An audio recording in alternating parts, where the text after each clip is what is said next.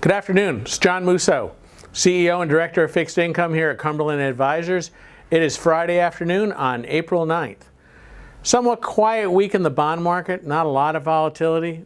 We saw the 10-year bond at a 166 and the 30-year bond at a 232, both down a tick for the week. However, acting to different pieces of news. You looked at yesterday and yields were down 3 or 4 ticks. Why?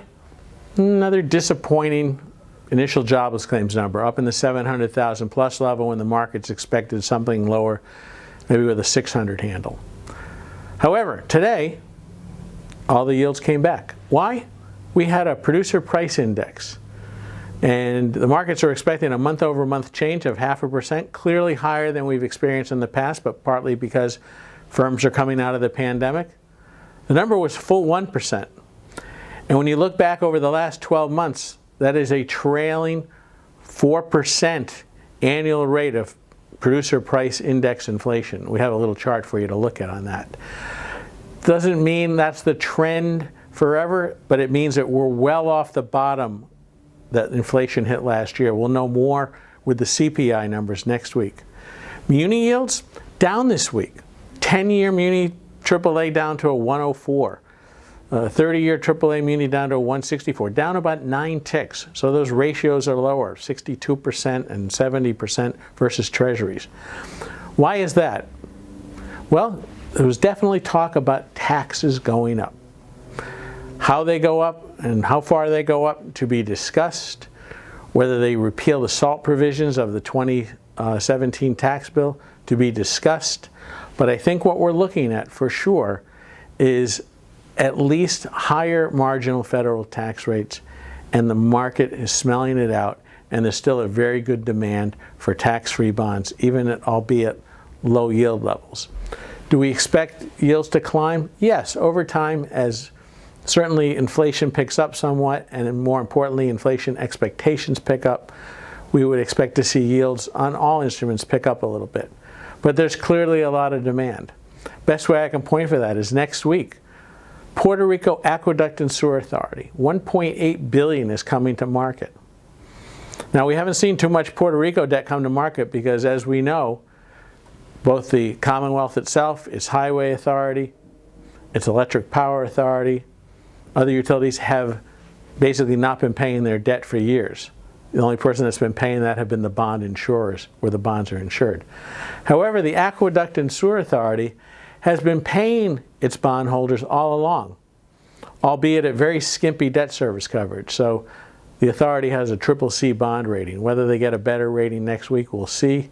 It's not something that we would buy here, but we keep a very good eye on this type of debt because it tells you that there's an appetite out there for higher yielding debt, which tells you that the market's orientation, and you can see this particularly in the high yield market on the corporate side, is towards adding risk to bond portfolios, which means the orientation of the market is towards a climbing better economy.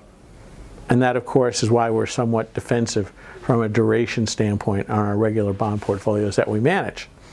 So very important, we'll look at next week, we'll get CPI, and very important that you enjoy the Masters this weekend because it is nice having a little degree of normality back for the first weekend in April and to have them playing at Augusta. Have a great weekend. Hi, Matt McAleer, Director of Equity Strategies at Cumberland Advisors. April 9th, just after the close. Solid week across the board. Good bid back in large cap growth. Whether that is just a reversion to the mean trade or they're getting legs again, be interesting to see. No reason for us to make a decision today on that. The market will dictate that. Which gets me into the topic for today, and that is flexibility. Flexibility in terms of what might work going forward. What might not work going forward. What can go right, what can go wrong. Going all the way back to the fourth quarter of 19, we went over a chart series of mid-cap 400 MDY versus S&P 500 SPY, and the dispersion in performance over the past 5 years. Now this was fourth quarter 19. It had been at close to a record dispersion. And the question was, can mid-cap start to rally here? Or is the mid-cap trade over? Again, we repeatedly would just hear S&P, S&P, S&P. Well, last summer that started to change. Let's take a look and catch up where we are today in that comparison.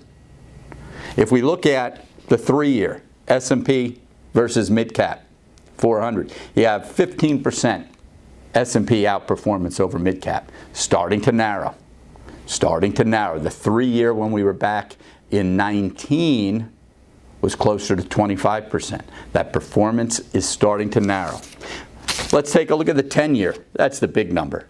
S&P has outperformed mid-cap by almost 64% in terms of total return over the last 10 years. And we're using 331, just the past closing Q1 as our mark here. That's real outperformance.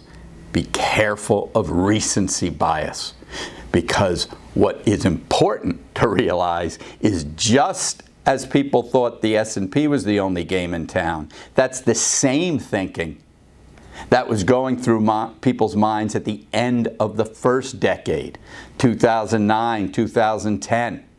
Let's take a look at the 20-year number. Don't forget, this 20-year number in mid-cap versus SPY includes the last decade of SPY outperformance. Mid-caps have outperformed SPY by 216% the last 20 years. I still have to look at that number 3 and 4 times. We get so caught up in recency that sometimes we let that dictate what's happening going forward.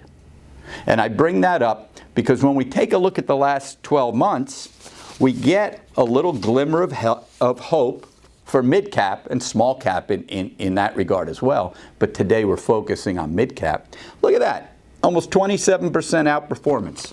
MDY versus the S&P 500 over the last 12 months. That's real outperformance. Now, is that a change?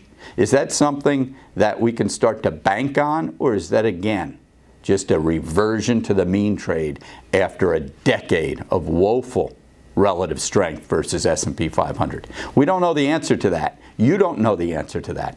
The market will start to dictate how you position capital. Relative strength, very important in watching not just asset class versus asset class, fixed income versus commodities versus domestic equities versus international equities, but within asset classes, small versus mid versus large. If we can solve that puzzle going forward, a lot of the battle takes care of itself. So we'll be paying an awful lot of attention to the relative strength comparison between these two indexes. Right now we want to be fairly barbelled. We want some small and mid to go with large cap. We want some value to go with growth. They're all working to different degrees right now. So keep that in mind. Flexibility. Your own worst enemy as a trader and an investor is normally the person looking at you right in the mirror, because we get tied to one way of thinking.